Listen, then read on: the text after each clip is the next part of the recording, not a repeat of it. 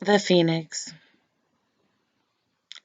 rising, soaring through blue crystal skies on an 80-degree summer day. Then boom, combustion, crashing and burning to your very own demise. This is not just a story of my life, but a story of entrepreneurship, whether it be social, entrepreneurial, or the traditional entrepreneurial route. You fail fast, you take your lessons learned, and you get up and you rise from the ashes of failure. See, my mother was a drug addict.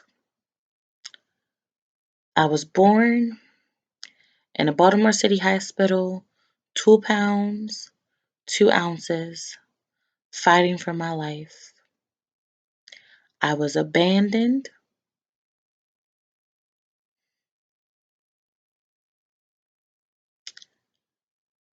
And from the very start, but before I even said my first words, I was a phoenix, rising from the ashes, raised in a system, found by my grandmother, and given a second chance to rise. All my life, I've unknowingly fit into this framework to be a greatpreneur.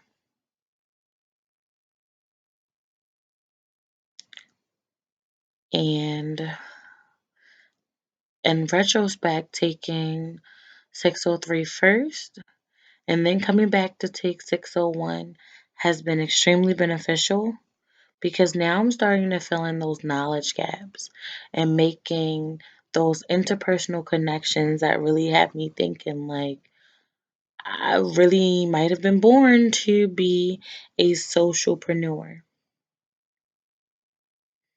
Every experience that I failed fast, every career field that I've been in, whether it was working at Amazon, being a pool manager, being a scientific writer, a sales manager, cashier at Home Depot, head cashier at Home Depot, a leasing consultant, all of those experiences where I failed or succeeded for a period of time and plateaued has brought me to this point where taking that entrepreneurship last semester with Curl and pursuing that passion that has been there for a very long time has turned into something amazing and something that is happening currently that I never thought that would happen.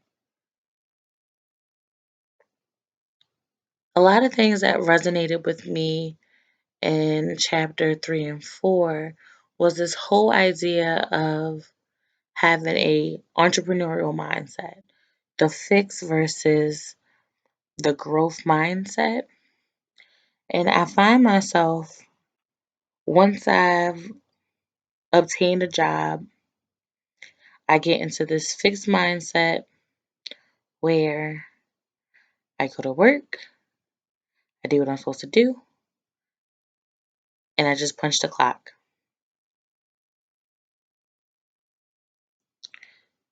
And I always thought that it was the field that I was in.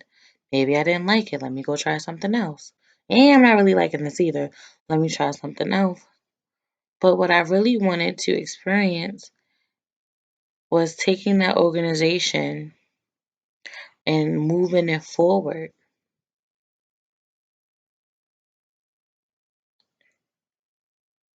A lot of the habits of a successful entrepreneur, I've been doing it all my life, but just now understanding what it all actually means. The self cueing, the self punishment, the self rewarding. All of these things I have done all of my life.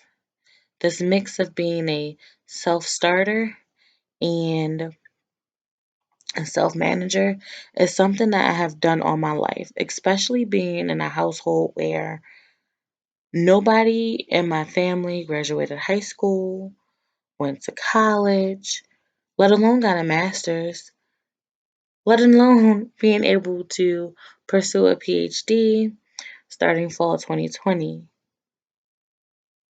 Nobody in my family has started a socialpreneurial venture or a business of any sort. So these terms of a self-starter and a self-manager, in my mind, I'm just a grinder. I'm just a go-getter. I'm trying to break generational curses. I want to be able to build a business and generational wealth for my children.